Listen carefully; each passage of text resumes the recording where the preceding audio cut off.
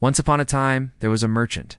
This merchant had a donkey, and one day he loaded this donkey with bags of salt and went to the market to sell them. The merchant and his donkey were walking along together. They had not walked far when they reached a river on the road. Fortunately, the donkey slipped and fell into the river.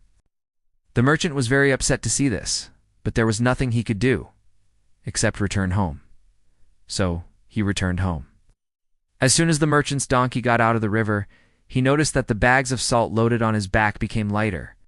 The donkey thought to himself, "Hey, this is lucky. I have to work less and get more rest." From that day on, whenever the merchant loaded his donkey with bags of salt to go to the market, the donkey pretended to slip and fall into the river. Of course, he did not really slip. He pretended to slip so that the bags of salt would fall into the river, and he would become free from his load. The merchant returned home and loaded his donkey with more bags of salt.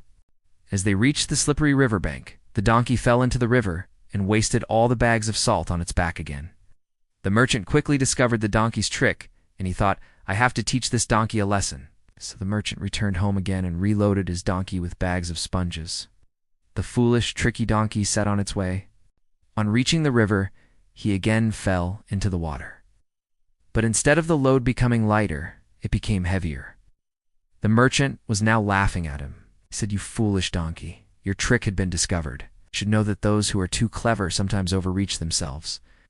The donkey felt ashamed for what he had done, and he realized that he deserved the punishment he was getting. He wished he had not been so clever and caused all this trouble. The merchant, seeing that the donkey had learned his lesson, stopped punishing him, and they both continued their journey to the market. The story of the merchant and his donkey teaches us that we should be honest in our dealings with others. If we are too clever and try to cheat others, we may end up making fools of ourselves. Also, we should remember that knowledge and wisdom are two different things.